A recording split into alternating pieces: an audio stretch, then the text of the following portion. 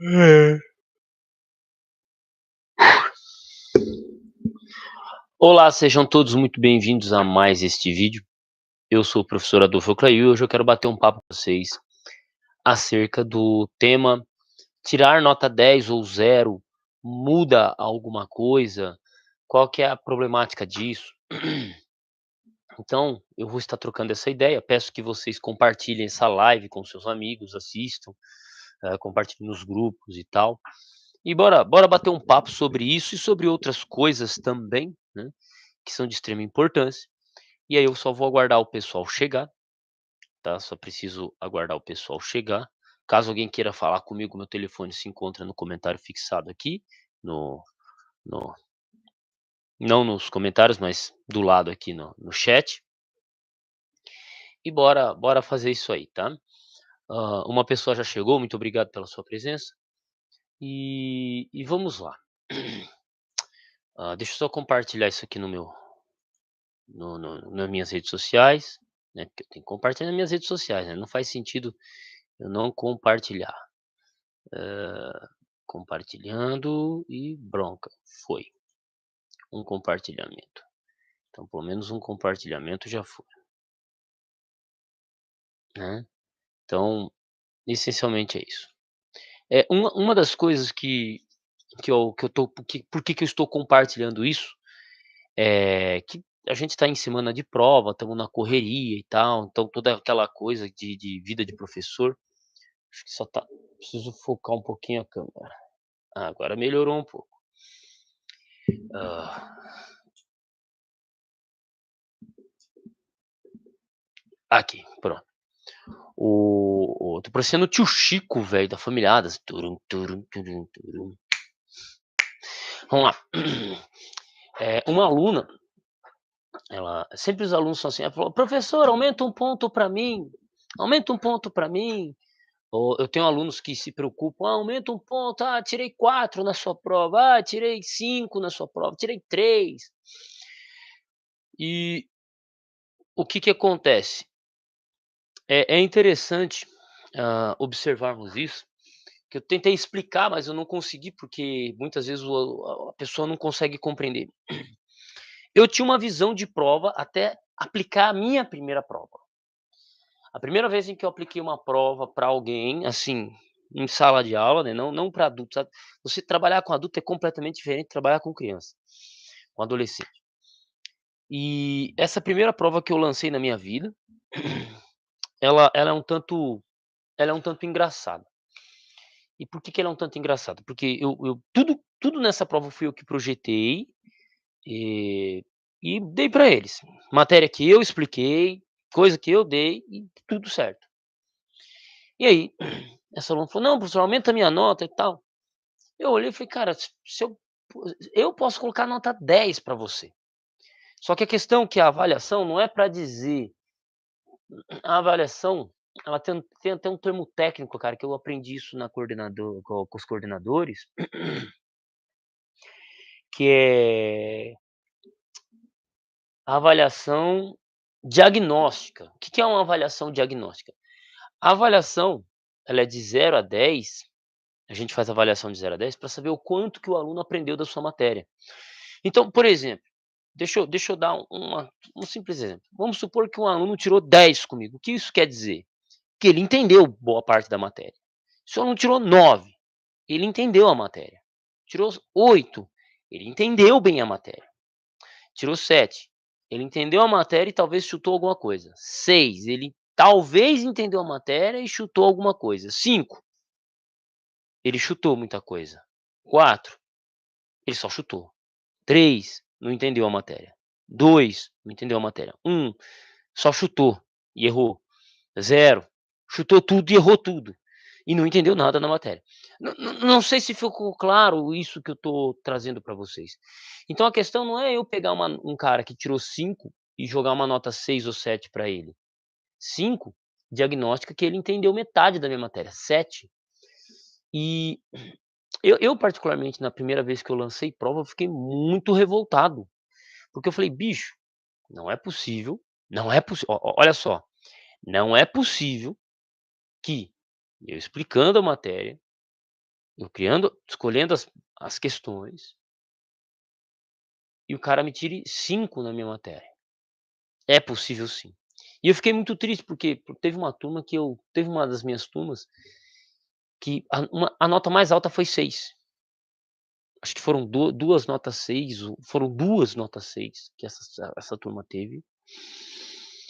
E o que isso quer dizer? Não quer dizer sobre a turma, quer dizer sobre mim.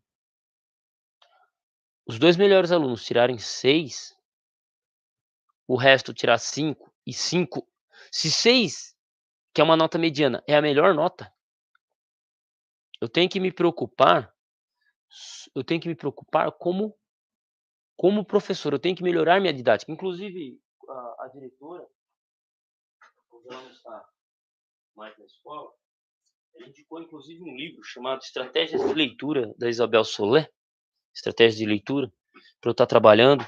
E e e nos ATPCs os professores têm trabalhado bastante, a coordenadoria tem trabalhado bastante isso, que é controle de sala, abordagem e tal, né. Isso aí depois eu gravo um vídeo sobre esse tema, ou na verdade esse tema ele vai ser mais voltado para bater um papo com professores e não um bate-papo geral de professor, aluno aqui, que é o que que é o que rola aqui. Mas, por exemplo, hã, uma das coisas que todos os professores, todos os coordenadores vêm fazer acompanhamento de sala, que hoje, nossa, uma coisa que nunca tive quando eu estudava era acompanhamento, tipo, de sala, né. Os professores meus nunca foram acompanhados pelo coordenador, hoje tem. Eu acho isso legal. Cara, eu acho isso legal. Por quê? Isso faz com que a coordenadoria acompanhe o professor, para saber se ele está passando o conteúdo ou no que ele tem que melhorar. Por exemplo, eu como professor inexperiente, eu tô amando isso aí. Eu acho super legal, porque você pisa o pé e, como eu disse, eu já tenho experiência em lidar com adultos. Dar aula para adulto é completamente diferente, já já eu falo sobre isso. Mas você lidar com crianças, teve uma coordenadora que chegou para mim e falou: "Professor, desculpa, a sua aula tá excelente, tá muito boa, mas para ó, tá excelente, mas para alunos de ensino médio e anos finais, lá para a 7ª, 8ª série, talvez 8ª série, 9º ano e anos finais, não para 5º ano". "Como assim, professor?". "Não, você pegou, citou vários autores, citou vários contextos históricos que essa molecada nunca nem ouviu falar, então você tem que ir mais devagar com os quintas séries", por exemplo. E e aí eu fui dar uma olhada, o conteúdo é mais tranquilo, então eu aprendi a ir mais devagar, por quê? Eu tô acostumado com o YouTube, gravar vídeo no YouTube, eu chego aqui, jogo informação aqui, e você volta ao vídeo, revê e segue em frente, e tudo bem.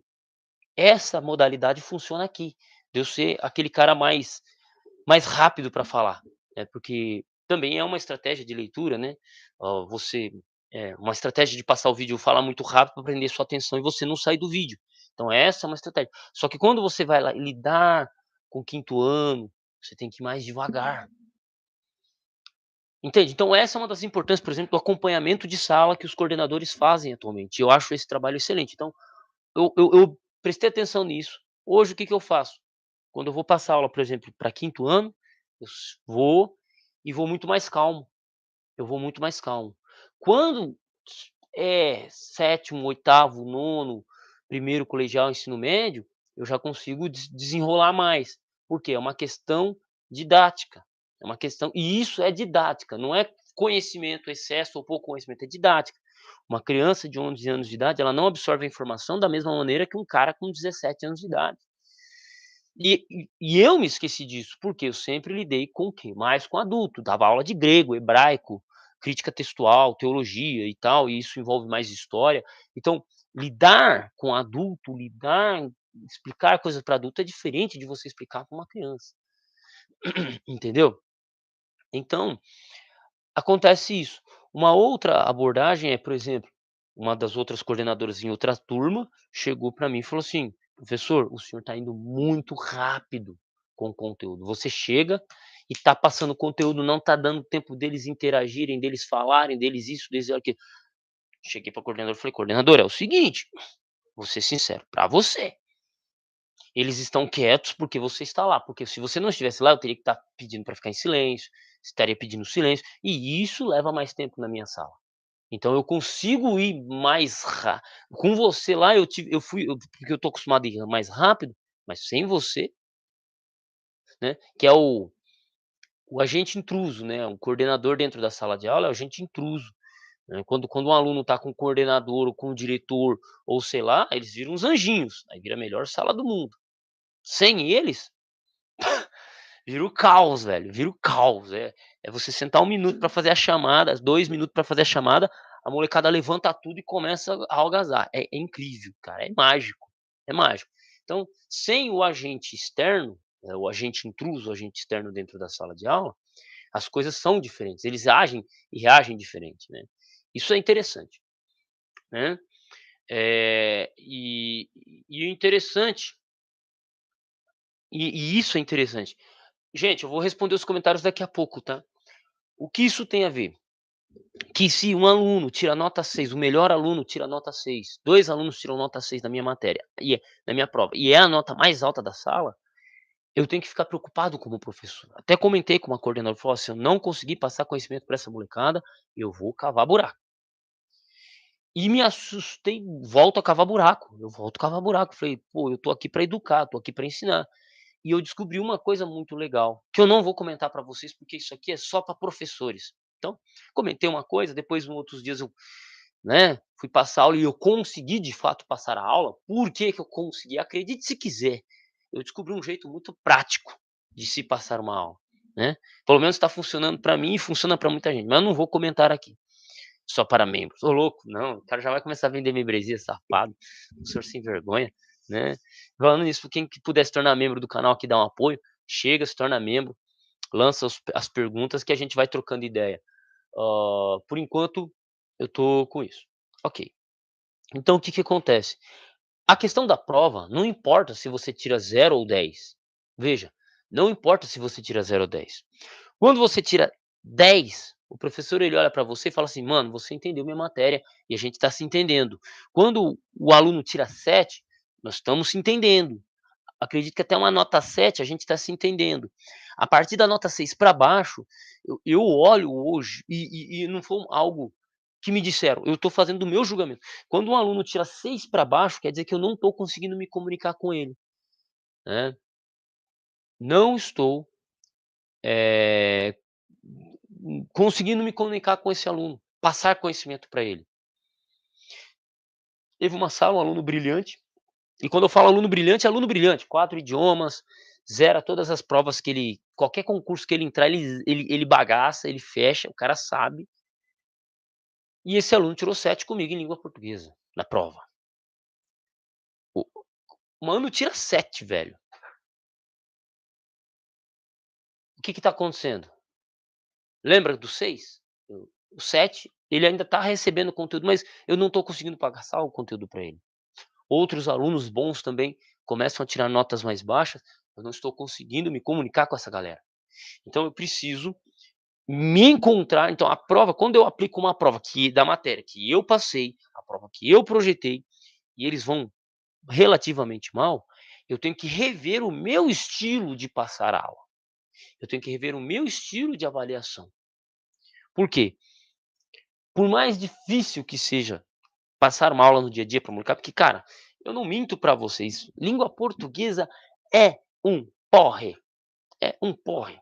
Falo, falo mesmo, falo porque eu já achava isso, eu sempre achei isso, desde a quinta série, estudar português para mim foi uma tortura, e eu entendo eles pensarem dessa forma, eu entendo eles, né. Isso eu comentei com eles na tinha pouca gente na sexta-feira, eu entendo e eu defendo, entende. Defendo isso, é um porre. Só que eu tenho a minha obrigação como professor, assim como eles têm a obrigação de alunos como na escola, então a gente trabalha isso e tenta melhorar essa comunicação, tenta melhorar, entendeu. E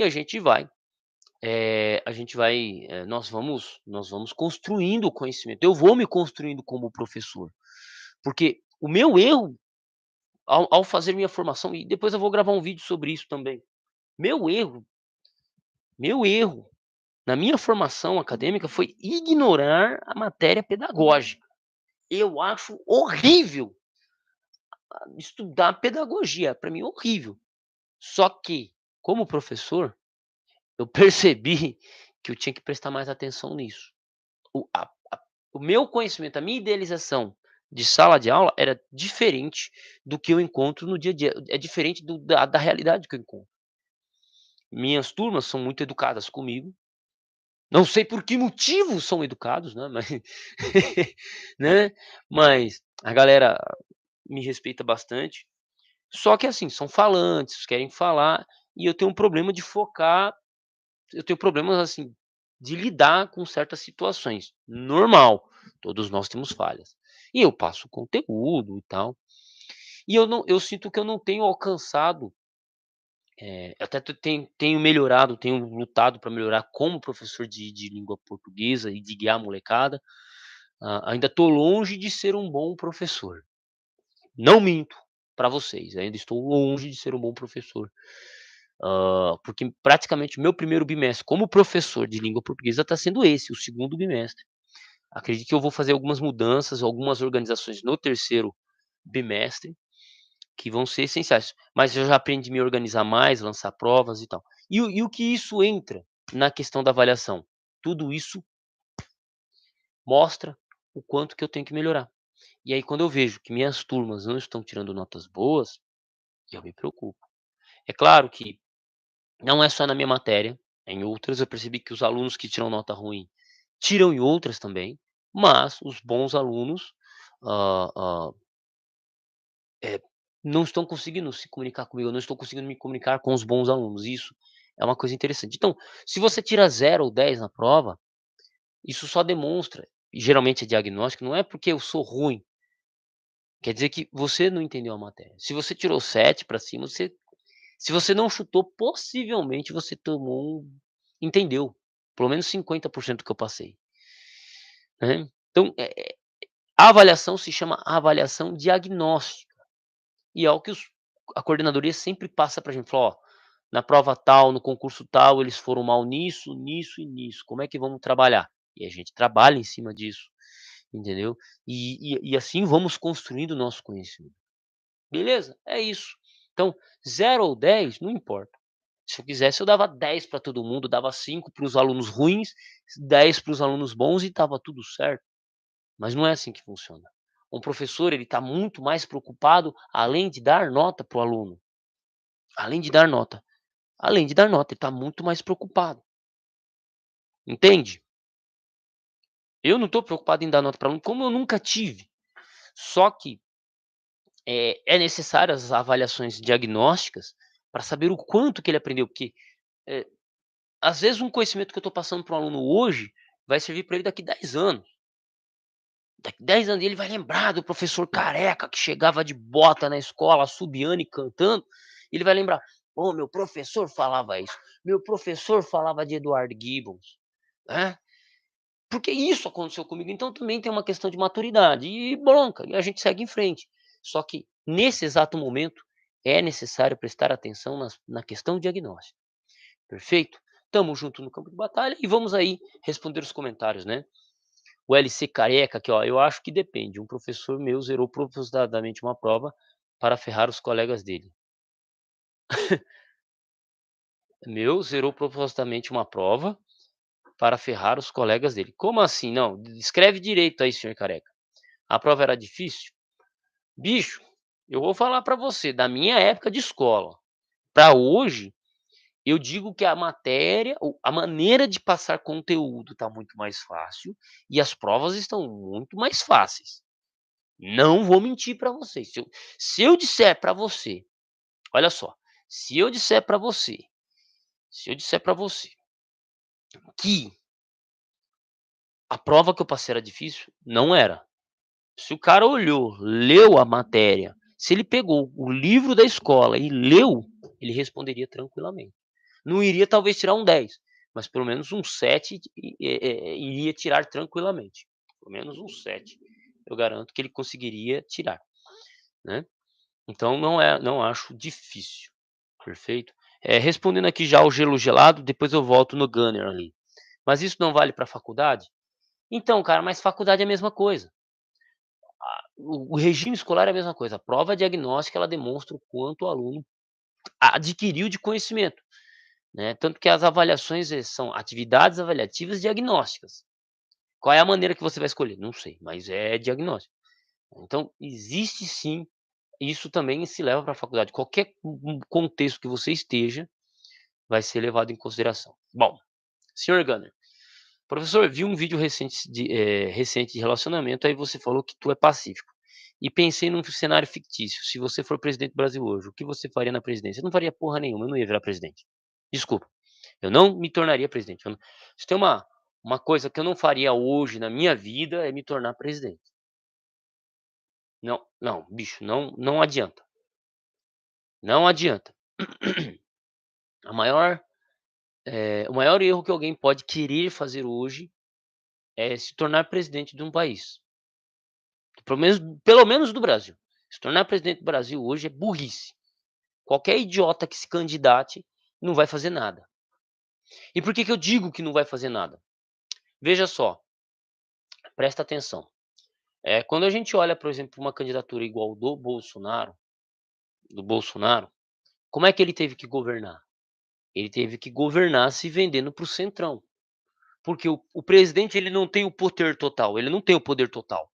Ele tem que dialogar com quem? Com a galera do Senado e tem que dialogar com a galera que são os deputados, entende? E nisso, na época do Bolsonaro, o STF entrou também atuando como agente político, coisa que ele não devia ser, né, mas tudo bem. Então hoje, o Brasil, ele vive o quê? Você tem o presidente que representa o país, que aprova determinadas leis, que executa algumas coisas, mas igual ele ou até mais do que ele, você tem o STF, que você tem lá os juízes atuando, e você tem o Senado sufocado e você tem os deputados sufocados, entende? E tudo isso comandado pelo centrão. O que a gente vê na mídia é uma coisa, o que é discutido lá por trás é outra. Então se tornar presidente é a maior idiotice que alguém pode fazer. Tanto que eu sempre falo, eu falo: "Ó, o maior erro que o Lula está fazendo é se candidatar de novo a presidente". E isso mostra, tá. Não que eu seja a favor ou contra o Lula, cara, eu nunca votei em petista e eu odeio comunista, tá bom. Então, eu acho que a maneira dele governar está sendo horrível. Só que, por exemplo, o Lula é um homem de outro tempo. Ele é do homem que você fazia piada com o homossexual. Hoje, se o Lula fazer uma piadinha ou fazer uma fala de mau gosto, a mídia cai de pau nele. Hoje tem o contexto de internet. O Lula tem quase 80, eu acho que mais de 80 anos, entendeu? Velho, não, o maior erro do Lula foi entrar como presidente, entende? O maior erro dele porque, cara, ele não consegue fazer mais nada. Ó, ele tá sendo acabado, destruído por quem? Pela Janja, a esposa dele, entendeu? A mulher tá, né, então porque antigamente se fazia ele fazia o que queria, gastava o que queria e ninguém falava nada, a mídia cobertava ele. Hoje não tem como, mano, não tem como.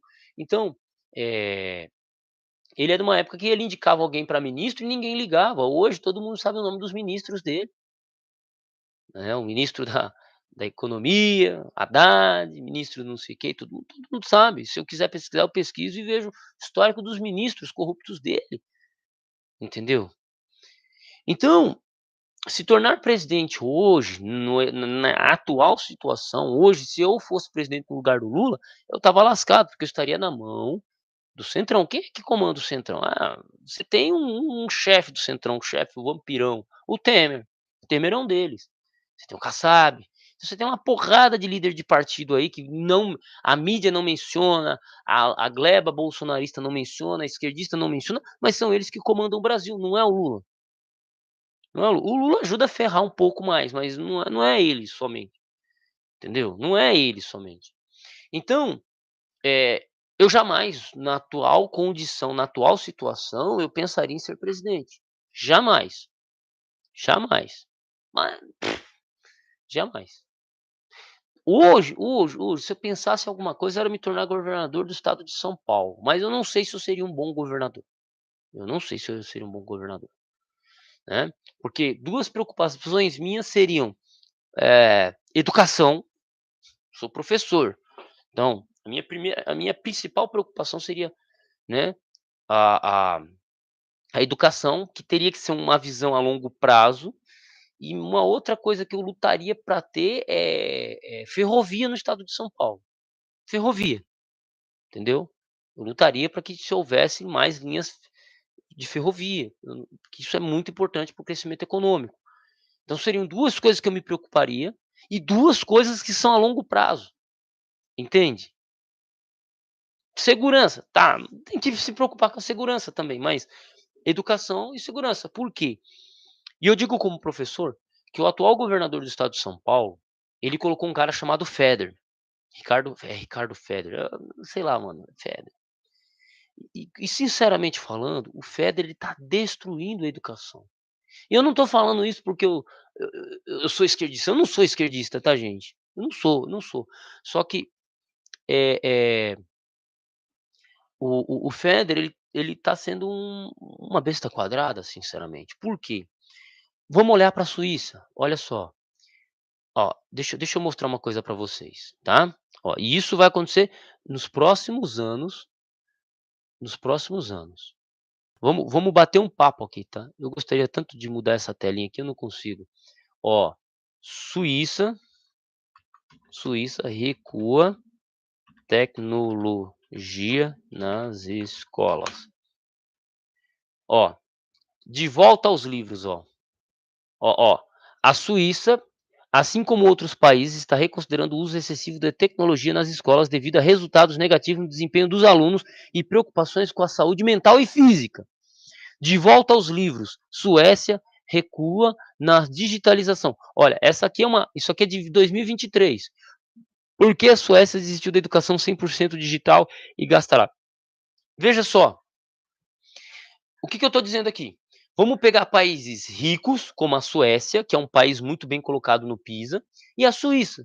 Eles estão recuando na digitalização do sistema de ensino deles. Por quê? Muitos anos atrás, muitos anos atrás, tipo em 2010, a Suécia, a Suíça, os países de primeiro mundo investiram bilhões para digitalizar, colocar computador, criança aprender a digitar, não sei o quê, e pá, pá, pá. Eles tentaram. 15 anos depois, o resultado foi catastrófico. Catastrófico. Ok. O que nós aqui do terceiro mundo temos que olhar para essa situação e falar assim, ó, se isso não funcionou no país de primeiro mundo, vai funcionar no Brasil? A resposta é não. Agora eu te pergunto, o que o gerente de educação, o ministro da educação do governador Tarcísio está fazendo? Digitalização do sistema de ensino. Você está entendendo? Onde que tá indo a educação paulista? Pô, o negócio não é dos melhores. Vamos lá, do jeito que estava, beleza, tinha que fazer uma mudança. Mas você seguir em direção para um lugar, seguir um rumo que os países de primeiro mundo com a educação top estão recuando, é no mínimo burrice. E eu não estou falando que o Feder é burro, mas o que ele está fazendo é burrice. Por quê? Nós temos comprovação, dados, dados, nós temos dados, nós temos dados, tá? Gente, é dados, tá? Contra dados a fatos. Você pega, ó, G1 colocou isso, de volta aos livros, um monte de lugar falando que a Suécia e outros países como Suíça e entre outros, eles estão recuando na educação digitalizada. Se eles estão recuando é porque não funciona. Aí o ministro da educação do estado de São Paulo faz? Ele começa a digitalizar tudo. E ele está fazendo isso porque ele fez isso no Paraná. E aí o que acontece? Se se conseguir digitalizar tudo, o sistema que está sendo implantado, sendo digitalizado funciona, se eles fizeram se do jeito que for seguido, nós vamos ter que recuar daqui 15 anos, igual a Suíça fez, ou talvez em menos tempo. Então, tá entendendo a preocupação que a gente tem que olhar? Compreendeu a problemática da coisa? Então, o atual ministro, ele comete essa falha. E quem está permitindo tudo isso? O governador do estado de São Paulo. O governador do estado de São Paulo, o Tarcísio. E eu votei nele. E se colocar o Tarcísio para presidente, adivinha o que ele vai fazer? Ele vai levar o corno do Feder junto com ele. E o que o Feder vai fazer? Vai plantar em todo o Brasil. o máximo que ele puder isso. E sabe o que vai acontecer? O que era ruim vai piorar no sistema educacional. Então, bicho, tá ligado? E assim, o que está sendo implantado, por exemplo, um livro até que eu tive que adquirir, que é Aula Nota 10 do Doug Lemov, e assim, eles tentam fazer a gente implantar um sistema americano de ensino. Olha só, eles tentam fazer a gente implantar um sistema americano de ensino, de estudo, abordagem, aula nota 10, o sistema Lemov. Só que assim, o negócio não vai funcionar no Brasil. Aí você fala: "Por que que não vai funcionar?". Pô, funcionou nos Estados Unidos. Bem, você pega o Doug Lemov e ele mesmo explica no livro dele, que são práticas que ele aplica na escola que ele é dono, ou que ele faz parte como gestor, escolas privadas. Só que nós sabemos que uma escola privada é assim, o aluno é ruim, ele não deu resultado, o pai tira da escola, o pai tira da escola. Ponto, ponto. Eu pergunto, isso é possível numa escola pública? O aluno tirou nota 4 na minha prova, eu posso chegar e falar assim: "Ó, vai lá, conversa com a diretoria", e a diretoria mandar esse aluno embora? Bicho, o cara quer implantar um sistema de ensino, a gente tem que aprender vários jargões, feitos por um americano, no sistema educacional americano, de escola privada, para aplicar no ensino público, tá tudo certo, a gente tem coisas boas que a gente tem que aprender. Eu não tô criticando não, tá, eu tenho que aprender sobre o Lemov, mas o Lemov é a base, está sendo a base de implantação educacional. Só que a principal coisa que o Lemov tem como ferramenta, que é a exclusão de alunos que tiram nota ruim, nós não temos na rede pública de São Paulo, na rede estadual. Então a principal ferramenta que a gente tem para melhoria de ensino, que é remover alunos ruins, a gente não tem. Nós não temos. A gente tem que aplicar tudo, mas o que faz funcionar não se aplica. Porque eu te garanto, pega a rede estadual de São Paulo, começa a tirar todos aqueles alunos que não fazem nada, que faltam muito e que só atrapalham a aula. Coloca uma lei assim, ó: aluno que tirar menos que nota 5 vai ser expulso da escola, em 4 matérias, tem 11, se o cara tirar menos de 5 em 4 matérias, ou em 5, ou em 6 matérias, ou em 5 matérias, o aluno que tirar nota menos que 5 em 5 matérias de 11 é expulso da escola, é convidado a se retirar. Meu amigo, você vai ver o sistema educacional melhorar e muito, não precisa nem implantar um Lemov, não precisa nem digitalizar, você vai ver o bagulho ficar louco, nós vamos transformar isso aqui na maior potência educacional do mundo. Porque você retira quem não quer estudar e o professor ele vai ter força para ele vai ter como trabalhar na sala de aula com aqueles que querem, forçado ou não. Aí, bicho, aí funciona. Como? Na base do terror. Mas por que eu tô falando isso não vai acontecer? Porque todo, todo político ele quer mostrar números. Todo político ele quer te mostrar números. Eu, se um dia virar político, eu vou querer mostrar números. Que números? Olha só, olha só. A evasão escolar sobre a minha gestão caiu 2%, 3%. Tá, adianta a evasão escolar cair 3% se o cara que está saindo da escola não sabe ler e escrever? Eu tenho um aluno com 14 anos de idade que não sabe escrever. Como que esse cara com 14 anos de idade chegou na escola, chegou na 8ª série, sem saber ler e escrever? Diga pra mim, me explica. É porque esse aluno não pode ser reprovado. Por que ele não pode ser reprovado? Simples, estatística, progressão continuada, sistema Paulo Freire, entendeu? Eu tenho um aluno que o cara não faz nada. O aluno não faz nada. E o que eu posso fazer? O que eu posso fazer, hein? Olha pra mim. O que eu posso fazer? Nada. Eu passo a minha matéria, graças a Deus, pelo menos um deles não me atrapalha em nada, ele é um rapaz educado, respeitoso, mas o cara tem 14 anos de idade e tá na 6ª série. Esse cara não tinha que estar na escola, velho. Ele não tinha que estar na escola, tinha que estar cavando buraco, tinha que estar trabalhando no mercado, tinha que estar fazendo alguma coisa da vida, em casa, assistindo desenho, não na escola. Porque, evidentemente, a vida intelectual não é pra ele. E não tem problema nenhum, tá, a pessoa não querer a vida intelectual pra ela. Então, assim, querem fazer os professores aplicarem o tal do Lemov, o sistema Lemov, querem implantar o sistema Lemov no estado de São Paulo, mas a principal ferramenta que o Lemov tem, que é remover alunos que não têm interesse em aprender, você pega uma aula do Lemov, bicho, você fica impressionado, fala: "Nossa, cara, eu queria que minha escola fosse desse jeito". Sabe qual que é a regra lá? Aluno ruim a gente remove. Aí, bicho, não precisava nem do Lemov, cara. É só me dar assim: "Ó, aluno ruim com você, os alunos que não tiraram, que não estão na sua nota vão ser expulsos da escola". Bicho, a molecada ia virar gênio de Konoha, a gente ia ter Itachi, a gente ia ter Shisui, a gente ia ter Madara, a gente só ia ter bichão brabo, quarto Hokage, a gente só ia ter aluno assim brabo na sala, entendeu? Ponto, ponto. Porque quantas vezes tenho alunos que falam assim: "Professor, eu não estou conseguindo me concentrar porque a sala está com barulho", e eu peço silêncio e todo mundo fica falando, entendeu? Ó, experiência minha, eu estava dando aula para primeiro ano, primeira série, primeira série. Tinha 12 alunos na sala. Cara, eu achei difícil, porque eu não sirvo para anos iniciais, eu não sou professor de anos iniciais. Tô melhorando como professor de anos fundamental 2 e talvez ensino médio, eu não dou aula para ensino médio ainda, mas eu não sirvo para anos iniciais. E eu peguei uma primeira série achando que era primeiro ano do colegial. Eu achei que era primeiro ano do ensino médio, eu peguei lá as criancinhas desse tamanhozinho falando: "Ei tio, amarra meu sapato", eu louco pra encontrar alguém maior que eu pra sair no braço com ele, chego na sala, o molequinho 6 anos de idade, fala: "Ah tio, amarra meu sapato", tudo bem.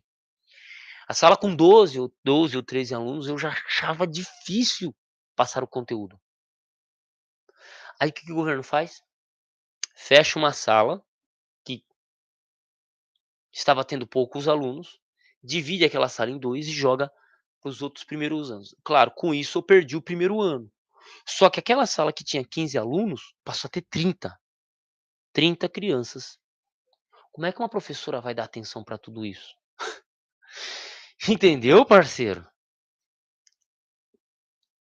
Então, opa, quando a sala está com pouco aluno, o governo vai lá e fecha, porque não é uma questão da escola, é uma questão de que a diretoria, a ordem superiores, tem pouco aluno, fecha a sala e junta com outras.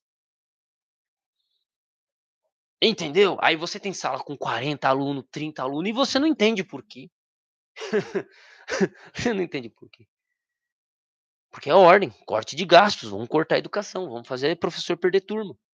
O ideal é uma sala com 15 alunos. Ideal, 15 alunos. 20, vamos pôr 20. Uma sala com 20 alunos, pô, cara, é outra coisa você passar aula. Tá, essa realidade não é possível, porque nós teríamos que construir muitas escolas. E mais escolas é mais gasto é mais imposto é, né? Então não é possível. Só que, ó, não se corta aluno ruim. Entendeu? Então, esse tipo de gestão que eu estou falando é impossível. Do jeito que está, é impossível. Então, até como governador do estado de São Paulo eu não conseguiria. Aí o que acontece? Lembra do aluno que eu falei com 14 anos de idade tá 14 anos de idade não sabe ler e escrever e tá lá, sei lá, na oitava série? Então, esse cara vai chegar no ensino médio, vai passar, vai ter o diploma dele, e aí? Vai entrar no mercado de trabalho, não sabe ler e escrever, mas tem o diploma de ensino médio. Aí você pega as faculdades, vamos pegar números? Vamos pegar números? Vamos pegar números? Olha aqui. Vamos pegar números. É, analfabetos funcionais em universidades brasileiras. 38% dos universitários brasileiros são analfabetos funcionais. O que que é isso? A cada 10, a cada 10 estudantes de história, 4 não sabe fazer interpretação de texto, 4 não sabe ler. Não sabe interpretar um texto. Cada 10 estudantes de língua portuguesa, 4 não sabe ler. A cada 10 estudantes de medicina, 4 não sabe ler. A cada 10 estudantes de advocacia, 4 não sabe ler, não sabe interpretar um texto. Como é que um cara que não sabe interpretar um texto vai se tornar juiz? Advogado? mas 38%. Por que que isso acontece? Porque o desgraçado tem um diploma de ensino médio, ele consegue entrar na universidade. E aí o que acontece? Esse cara que é analfabeto funcional, ele não tinha que ter diploma. Ou o cara sabe ler e interpretar texto ou ele não sabe. Mas, vamos lá, imagine agora a situação atual de ensino brasileiro. Se a gente arrancasse 40% dos estudantes que existem na rede estadual, o que que ia acontecer? O caos, o caos. Inclusive eu perderia meu emprego. Um monte de professor perderia o emprego. O que que ia acontecer? Isso ia gerar um caos. Sindicato ia cair de pau, a sociedade ia cair de pau, o jornal ia cair de pau. Então, nenhum governador ou, presidente da república tem força suficiente para fazer a mudança que precisa educacionalmente. Olavo de Carvalho dizia que o maior problema do Brasil não é o comunismo, não é a corrupção. O maior problema do Brasil são os analfabetos funcionais com diploma. Esse é o problema, porque a gente não tem o que fazer. E cada ano entrando mais. Você pega um bando de analfabeto, um bando de gente que não sabe pesquisar uma coisa, principalmente da área deles, atuando, entendeu? Se fosse só privado, o mercado privado exclui essas pessoas. Então, um advogado que não conhece de lei, ele é excluído. Um professor que não sabe passar matéria, ele é excluído. Só que pega esse bando de analfabeto funcional e coloca eles para fazer uma prova. Eles conseguem passar na prova. Chutam, estudam lá para a prova e passam. Aí você vai ter um bando de gente que não pode ser mandado embora e que é um analfabeto funcional, uma besta quadrada. E o que que nós vamos fazer? Nada. O que que eu posso fazer? Nada. Entendeu? Compreendeu? A situação, ela é crítica. Ela é crítica. Ponto. Entendeu? Então, se a gente pega um cenário fictício, um cenário realista, a nossa situação está complicada. E isso que eu estou dizendo é algo que está acontecendo agora e que vai acontecer nos próximos anos. Aí a gente volta. Suécia recuou com digitalização. Suíça recuou com digitalização. O que que o Brasil está fazendo? Avançando. Estão tentando implantar o sistema Lemov? Tudo bem, implante o sistema Lemov. Implante o sistema que você quiser. Mas, se você não mudar a questão da lei, a questão de poder remover aluno de escola que não dá resultado, não vai melhorar em nada. Não vai melhorar em nada. Então vocês fingem que dão as leis, eu finjo que dou aula, o aluno finge que aprende e ele sai com diploma e todo mundo sai feliz, porque a evasão escolar caiu 10% no meu governo. É isso. E aí o Brasil não vai para frente. Por quê? Isso quem disse foi um amigo professor, ele falou assim: "Ó, o problema do brasileiro é que a gente finge que ensina, eles fingem que aprende e o governador finge que governa. Ponto. Nós gostamos de mentir uns para os outros. No olha bem para mim, assim como eu tô olhando para você. Finge que eu tô olhando para você, eu tô olhando para uma câmera, mas eu sei que eu tô falando para você, Brian, Gelo Gelado, Guiner, MC Careca e qualquer pessoa que for assistir esse vídeo. Uma coisa que o brasileiro tem que aprender, a falar a verdade, a ser verdadeiro um com o outro. Quando nós aprendermos a fazer isso, o Brasil começa a caminhar. A partir do momento em que o brasileiro começar a querer buscar a verdade, a querer mostrar a verdade, querer ser verdadeiro com outras pessoas, esse Brasil começa a funcionar. O problema é que, não, eu não posso falar a verdade. Entende? Eu não posso. E assim a gente caminha. Entende? E assim a gente caminha. É isso. Bom, o que que eu vou fazer? Vou estudar, vou aprender e vamos lá, vamos fazer o que tem que ser feito. Vamos lá. Acho ruim o conteúdo que tem sido produzido pela diretoria pelo governo do estado de São Paulo. Cara, eu acho que a matéria tá bem legal. Passar a matéria de língua portuguesa tá muito da hora. Assim, o conteúdo tá bom.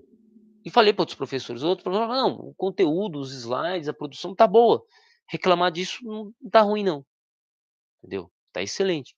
O Brema, olha só, o Brema é que o principal ponto do que eles querem aplicar não funciona.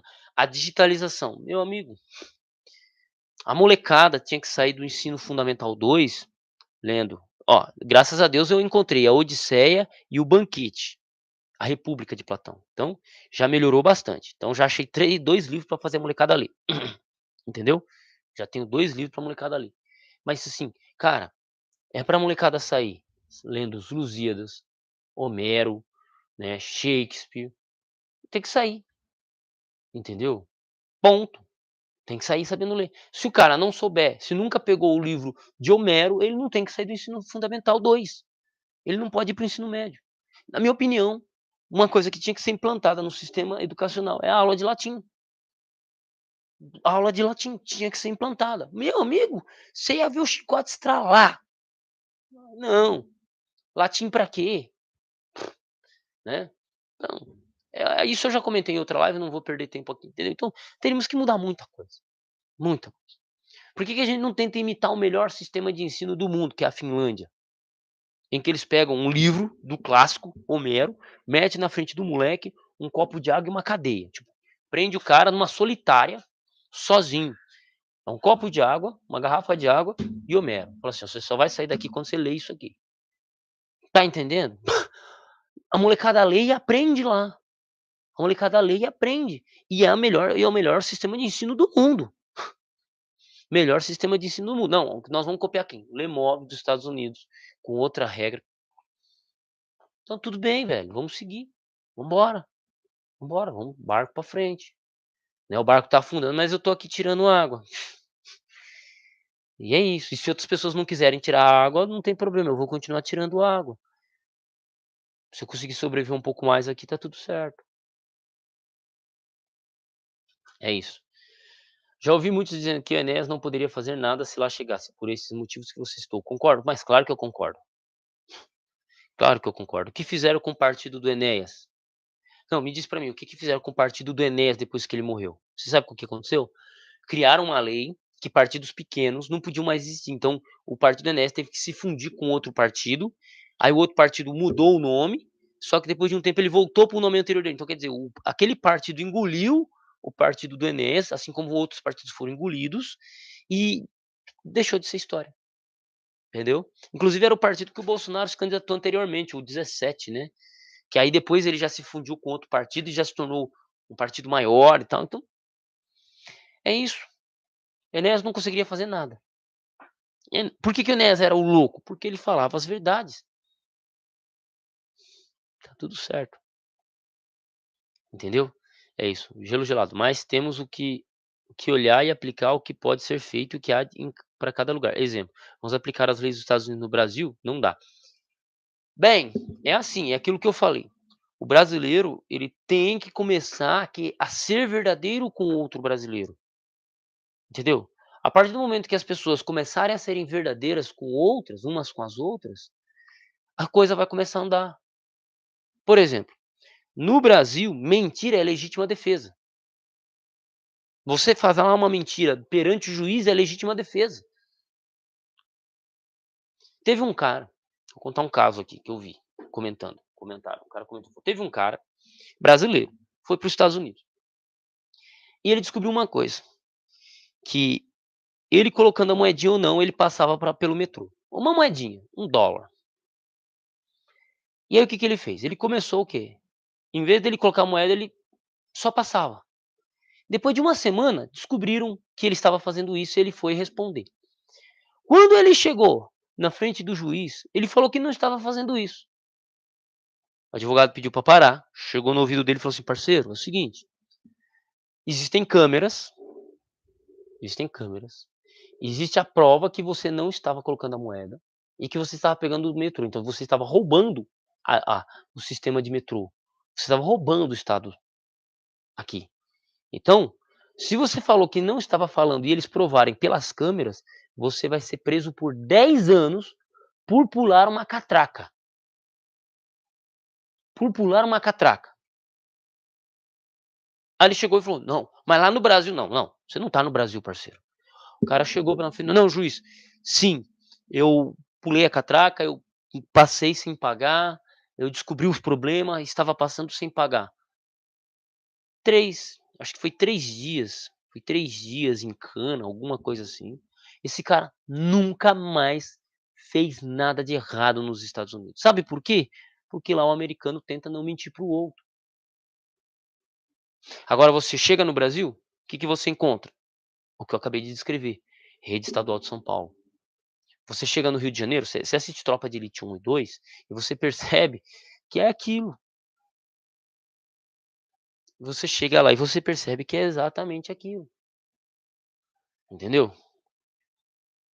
Por que que o carioca se acha malandro? Olha lá como que o Rio de Janeiro é governado, por políticos corruptos e facções criminosas. E o carioca é o malandro, entendeu?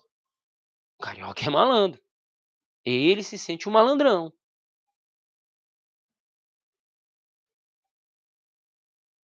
E não pense que é só o carioca não, geral. Brasil é geral. Então, uma coisa que nós, como sociedade, temos que fazer é parar de mentir uns aos outros. Mas o pastor engana o povo não gosta de ouvir a verdade, então vai onde o pastor engana e tá tudo certo. A gente finge que adora a Deus e tá tudo certo. O cara finge que é crente, o cara finge que é católico, o cara finge que é honesto. Ponto. E aí aqueles que falam a verdade são condenados à forca. Ponto. É isso. Então, a gente poderia aplicar qualquer lei no Brasil, mas não dá. Por exemplo, você fala dos Estados Unidos, eu concordo. Por exemplo, hum, eu não sou a favor da pena de morte no Brasil, porque senão um monte de gente inocente morreria. Um monte de gente morreria. Inclusive uma delas seria eu, né. Imagina, não é? Para mim, pena de morte para traficante seria excelente. Pena de morte para político corrupto, cara, a melhor coisa do mundo, mas não funcionaria no Brasil. Por quê? Porque eles iam matar, em vez de ser os políticos corruptos, seriam os políticos bons, seriam as pessoas honestas, seriam quem fala a verdade. Quantos seriam enforcados no país da mentira? É isso, né. Então, eu falei a mesma coisa que você falou agora, fui trucidado pelos professores. Então Brian, você é aluno ou é professor? Me diz aí. Adolfo, se em São Paulo você encontra e data aqui tantos problemas, imagine as coisas como estão em outras bandas. Nossa, universidades com 2D, cara, você é louco. Isso que ainda é professor de língua portuguesa, né. Ah tá, faltou o A, universidades, entende? É, cara, então é complicado, meu, é complicado. A realidade é dura. E a gente vai fazer o quê? Finge que ensina, a gente finge que aprende, e a gente só toca o barco assim, feliz e saltitante, né, entende? Mas é isso aí, meu povo, comenta aí,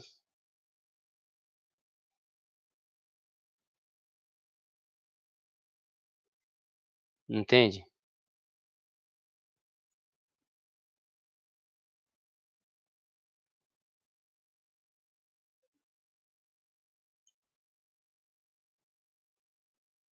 É assim, a gente segue, bola pra frente,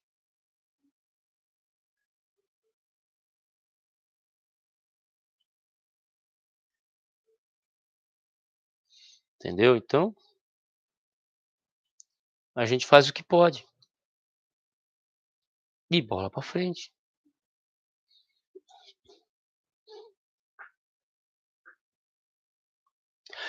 Não, senhor Guinness, deixa eu explicar pra você, não é 50%, 50%. Eu acredito que sim, dentro da escola, teria que ter sim aula de tecnologia, para o aluno aprender, sei lá, a utilizar um teclado. Aprender a digitar usando todos os dedos, aprender a usar o Office, aprender, sei lá, formatar um computador. Cara, e eu acho isso sim, deveria ser válido, ensinar o aluno a montar e desmontar um computador, ensinar o aluno a programas a usar a inteligência, sei lá, até aprender a usar a inteligência artificial.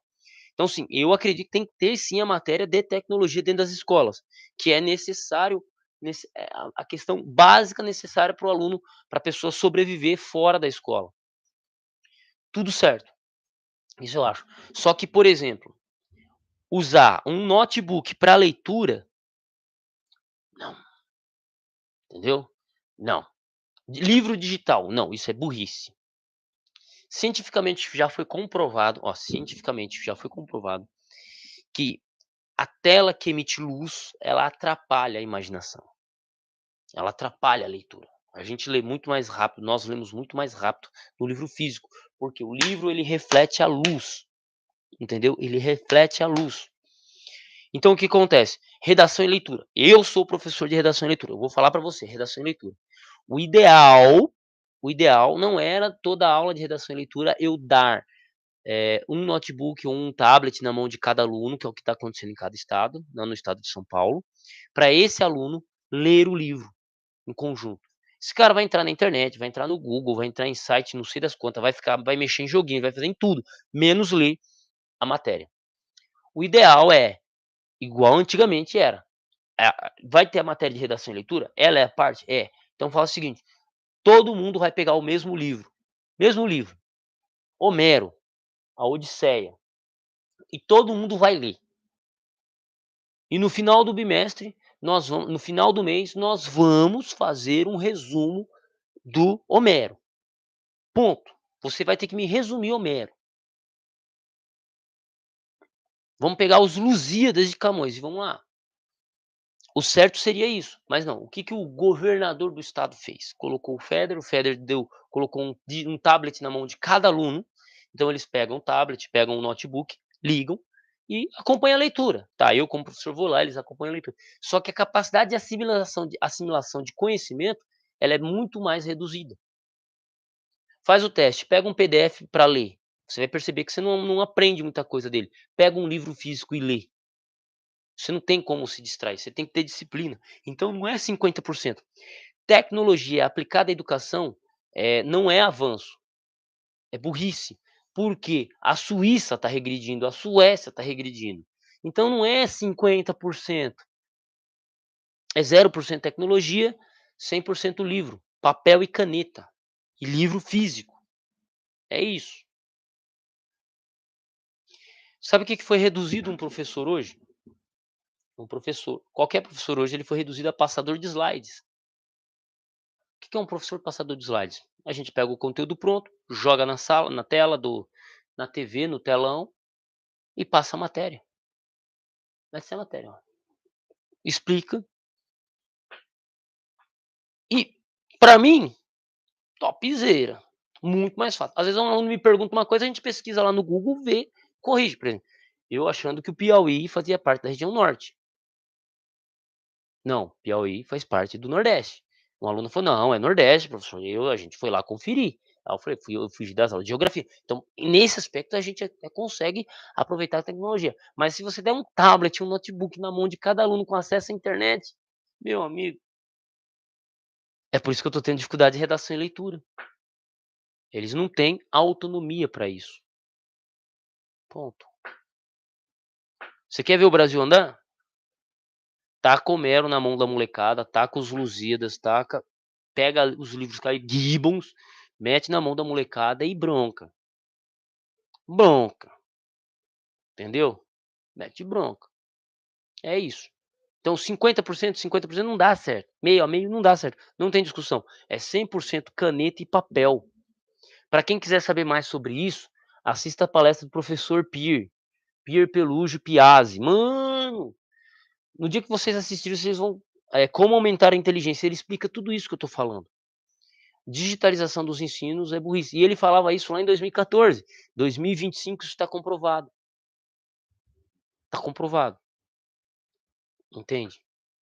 É isso. Entende? Então não é nem maldade, cara. Essa é a realidade. Entendeu? É isso.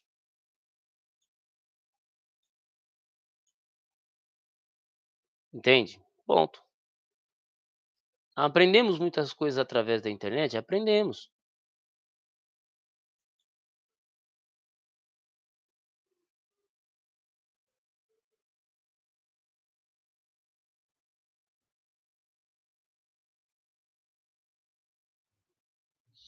Entende?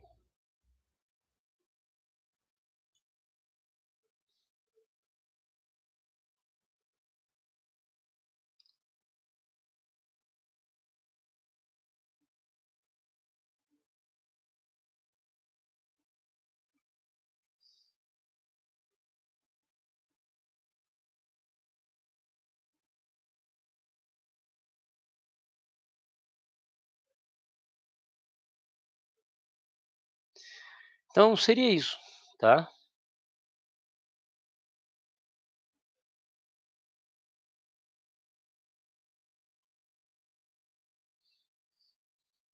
Bom, gente, já batemos 1 hora de live.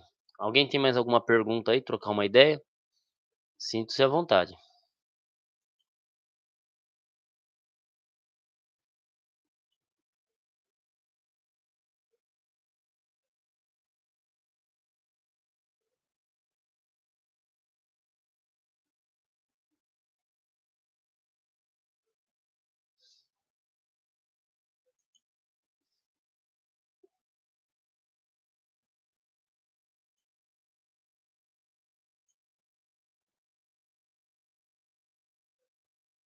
É, rapaz. Não, a o problema o problema do pessoal é esse, não olha, a gente tem que ver e avançar, entendeu?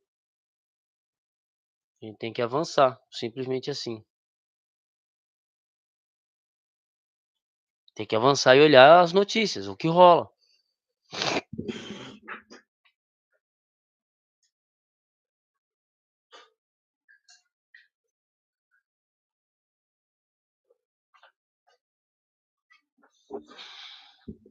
Suíça, Suécia regrediu e eles são os top. Brasil é sempre em penúltimo lugar no sistema educacional. E por que vai continuar assim? Porque, cara, nós gostamos de mentir uns para os outros, né.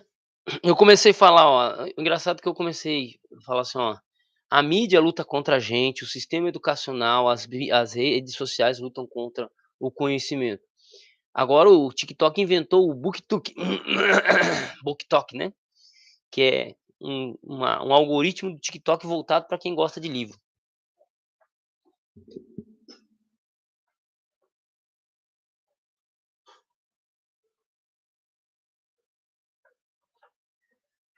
Nós temos que parar de idolatrar a bandidagem, a malandragem, nós temos que começar a valorizar a sinceridade e a realidade. É isso. Eu, você e outras pessoas, né. A mídia tem que começar, as novelas, os filmes, tem que começar a trabalhar isso, senão não vai melhorar a educação, não vai melhorar a economia, não vai melhorar nada. Mudar algumas leis, a gente tem que rever toda a nossa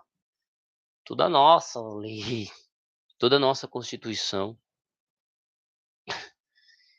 O problema é que uma revolução dessa, meu amigo, era muito perigosa, muito perigosa. A gente tende muito mais ao lado negro da força do que é positivo, sei lá, entendeu? Sei lá. É isso, entende? É isso. Então, esperar um Brasil grande, não espero não, não espero. Não espere, o que a gente pode fazer é tentar salvar a gente mesmo. Se salve, estude, avance, sei lá, se tem vontade de sair do país, vai para outro lugar e seja feliz. Eu não tenho interesse em sair do estado de São Paulo, então estou feliz aqui onde eu tô. Inclusive estava até conversando com a minha esposa, falou: "Ó, eu como prometido para você, não vou forçar você a ir para mais lugar nenhum comigo. Nós voltamos para o estado de São Paulo, estamos aqui, beleza". Ela falou: "Ó, mas se você falasse assim, para onde você quer ir, Adolfo? Juntaria minhas coisas, voltaria para Leme ou para Pirassununga e viveria minha vida em paz lá". Por que isso? Típico caipira, mano, típico caipira, entendeu? Mas eu não tenho muito interesse de sair daqui. Se me perguntam se eu quero estudar fora do país, não, eu acho da hora francês, eu acho da hora acho da hora estudar grego, acho legal pra caramba estudar hebraico, latim, né, gosto bastante de história, mas eu vou ser sincero pra vocês, eu não tenho interesse. Mas se você tem, bicho, estuda e vai pra fora e seja feliz e tá tudo bem. Eu penso, vendo o Brasil, eu ser um presidente perfeito, bem diferente, justo, transformar o Brasil em potência, sem corrupção. Hum, Esquece isso, velho. Você quer salvar essa nação? Educa bem seu filho. Ensina a tabuada pra ele. Lê Homero, lê os Lusíadas, explica pra ele os livros, entendeu? Se puder, se conseguir salvar mais uma alma além de você, tenta. Se não, meu amigo, nem perde tempo também, cara. Não perca tempo. Eu falo porque eu tenho um vizinho aqui, garoto, tem 11 anos de idade. Vou explicar pra você, o cara tem 11 anos de idade. 11 anos de idade o garoto tem. Estudioso, estudioso. O pai dele pegou e vendeu o notebook bom dele, um notebookzinho antigo bom, vendeu. Deu pra mim aqui, falou: "Adolfo, tenta vender aí". E o filho dele tá no ensino médio, e hoje precisa de notebook. Não tem notebook, ele tem que usar o celular do pai ou da mãe. O pai e a mãe não compram um celularzinho pra ele, mas ele precisa do celular pra fazer prova. Aí ele não tira a prova, tira zero, tira nota ruim, abaixo, porque ele tem que fazer as atividades ele tem que fazer as atividades. Eu tentei explicar pra esse senhor não, ele tem 38 anos de idade, pouca coisa mais velho que eu. Só que ele vive na época em que ele estudava, ele acha que era daquele jeito, livro na escola, não, tem a parte digital. Mas ele mesmo, eu falei pra ele: "Não, cara, você quer vender isso mesmo, não é melhor você deixar para o seu filho estudar, porque ele vai precisar, senão ele não vai ir bem na escola, ele precisa pra fazer pesquisa". O cara não me respondeu nada. Então eu já vendi pra um amigo que tá fazendo a faculdade dele de educação física, e é isso. Então você tem um moleque que quer estudar, pô, o moleque algumas vezes ele veio até aqui em casa pra mexer no celular, pra poder formatar o celular pro pai dele. O moleque fica espantado com a biblioteca, assim, ó, pá, o moleque olhava pra biblioteca, história de Roma. Você via o brilho no zóio do moleque. Eu via o brilho no zóio do moleque. Falei: "Cara, esse moleque dá pra gente trabalhar". Mas e a família dele? Não deixa, porque o pai dele acha que as coisas são igual era antigamente, e não é mais, entendeu. Então, você às vezes vê um garoto que tem um potencial absurdo, que tem até algum potencial de evoluir na vida, e ele não vai, por quê? Porque a família dele não apoia ele, entendeu. É isso, entendeu. É essa nossa realidade como vizinho, é essa nossa realidade como professor, esse é o Brasil. Você tem pessoas que têm potencial e elas são, em vez de elas serem apoiadas pela família, elas são esmagadas. Isso é quando tem família. Isso é quando tem família, entendeu. É isso. E tá tudo certo, entende. Então, não pense assim: "Ah, eu quero ser um presidente justo, honesto". Não vai, não vai, entendeu. Essa imagem me lembra muito um amigo meu de infância, rapaz, entendeu. Então, não dá, cara. E vou dizer uma outra coisa, tá, vou dizer uma outra coisa. Quem estuda no Brasil, quem se destaca na sala de aula é odiado, viu. É odiado. Ah, meu amigo. Inclusive teve um aluno meu que eu tive que falar pra: "Bicho, fica quieto, fica na miúda, não critica ninguém, fica na sua, meu amigo". Falando isso para um aluno. "Mas por quê, professor?". Mano, não adianta você perder tempo com ignorante não, cara. Eles são maioria, eles vão te esmagar. Então, para você evitar problema, fica na sua, faz a sua parte e bola pra frente. O garoto ele queria pegar e escrever um monte de coisa no quadro lá, criticando a turma. E, velho, perde tempo não, cara. Tem gente que não vai entender. Assim como quantas vezes eu sentado trabalhando na obra, né, na hora de almoço, numa hora que estava chovendo, sentado, juntava aquele grupinho pra falar mal. E crente, viu? Crente. "É, eu não gosto de teologia. O cara lá se tornou teólogo, e aí ficou metido, e que não sei o quê, pá-pá-pá, pá-pá-pá, pá-pá-pá, pá-pá-pá". Um grupo, isso aí aconteceu comigo. É um amigo que é batista, sentou do lado: "Aí, professor, aí, Adolfo, não vai falar nada pra eles não?" Eu falei: "O quê? Eu vou falar o quê? Com um bando de ignorante? Pá, não perco nem meu tempo". "Como assim?" Bicho, os caras já deixaram claro que eles não têm interesse em estudo bíblico, não têm interesse em conhecer Bíblia. Critica o teólogo. Eu sou formado em teologia, eu vou perder tempo o quê com esses povo, velho? Deixa queimar no fogo do inferno e tá tudo certo. O cara riu. Mas é, então quem estuda é odiado, meu irmão. E são poucas pessoas que querem ouvir quem estuda. São poucas. Olha pro meu canal, 7.000 inscritos. São poucos.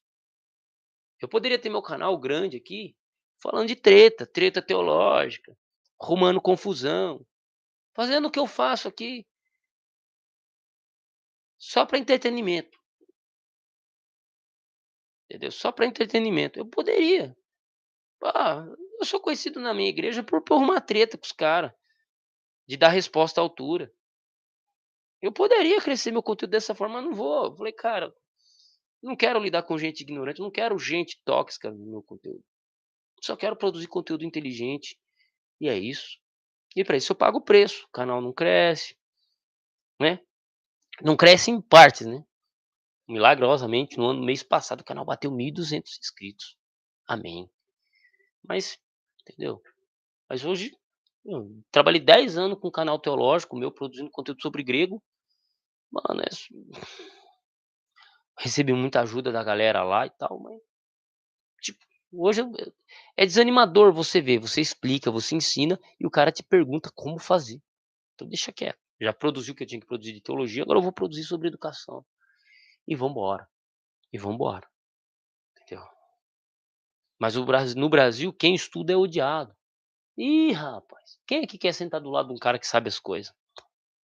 Ninguém quer, ninguém quer. Essa é a verdade, entende? Ninguém quer a verdade. Hum. Mas, ó, temos 2 pessoas na live aí, alguém quer comentar mais alguma coisa?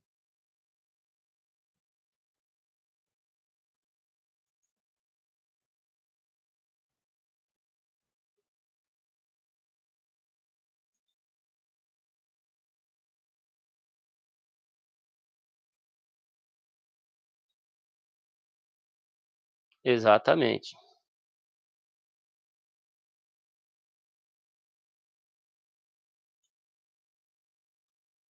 Tem, ué, eu mudei o nome dele, Bíblia, Manuscritos e Traduções.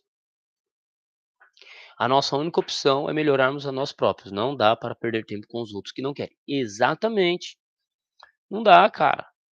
Ó, cara, é o que é ensinado no corpo de bombeiros, a principal a segurança principal tem que estar em você. Se você não estiver seguro, não tem como você salvar alguém. Então, quem primeiro tem que estar em segurança é você.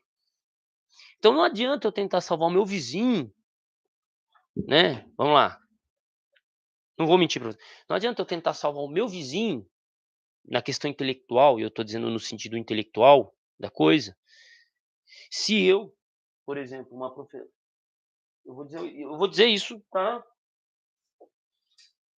a coordenadora pediu para mim, para os professores, assistirem alguns vídeos e colocar o que eles encontravam. Aqui eu não consigo responder nada. Eu comentei com outro professor mais experiente, falei: "Professor, eu vou ser sincero pra você, eu vou ser sincero pra você, eu não consigo responder aquela lá. Eu adquiri o livro do Lemov para ler e tentar responder isso daqui, ó. Então, eu não posso falar do meu vizinho, eu não posso tentar salvar o meu vizinho se eu não tô me salvando. Tô com dificuldade aqui, cara, tô com dificuldade aqui. Então, primeiro eu tenho que me salvar. Então você, seu Gregório, tem que se salvar primeiro. O senhor Mota tem que se salvar. Ponto. Você primeiro se salva. Aí depois a gente pensa em salvar alguém. Se no meio do caminho você tá lá tentando nadar para chegar na terra firme, estou nadando para chegar na terra firme, você vê lá alguém que também tá tentando, mas tá meio perdido, você fala assim: "Vem comigo". E a pessoa quiser vir, beleza, mas você também não vai ficar nadando com o braço e puxando a pessoa com uma mão só não, você vai morrer afogado. Então se você encontrar alguém nesse ritmo aí, ó, achou uma tora, alguma coisa que você pode se apoiar, conseguiu puxar alguém pra com você, tudo bem, tudo bem. É isso. Mas não perde tempo não, cara, tenta se salvar, tenta se salvar. E é pra esses que eu gravo conteúdo, que eu compartilho conteúdo, é pra quem quer se salvar. Inclusive, eu não consegui esse bimestre, mas eu quero começar a gravar as aulas e jogar no YouTube. Eu quero gravar as aulas que eu dou, a matéria que eu dou de língua portuguesa, inglês que eu dou. No inglês não dá porque é pra quinto ano, é bem simplão. E a abordagem que eu uso, cara, nem vocês nem pode ver. Mas compartilhar o coisa, cara, que assim, o conteúdo é bom, só que às vezes em sala de aula eu não consigo explicar. Então eu vou ter que começar a gravar vídeo aqui sobre o conteúdo que eu vou passar, jogar pra molecada e bronca, né, entendeu? Então eu vou ter que começar a fazer isso, né, eu tô querendo fazer isso, mas tô tentando achar um jeito, né, e é isso, tá.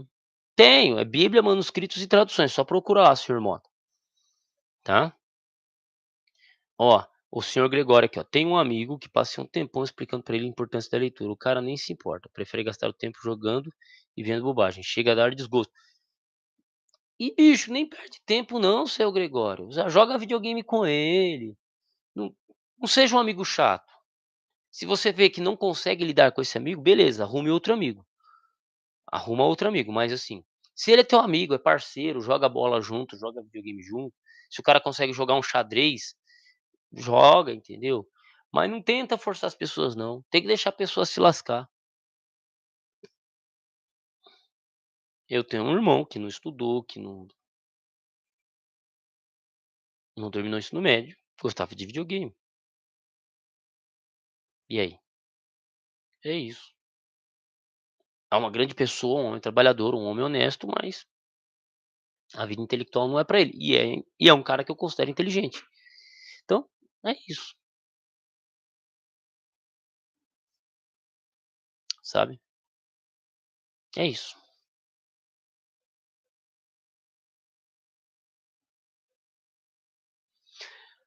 Minha gente, eu vou finalizar a live. Eu agradeço pela presença de vossas senhorias aqui. Obrigado por tudo. E muito obrigado mesmo, sabe. Uma das melhores coisas que a internet fez foi o canal do YouTube, né, no YouTube. Então é um negócio bem legal, a gente consegue compartilhar conhecimento, produzir conhecimento. Fico feliz de fazer da parte da vida de vocês e tamo junto no campo de batalha.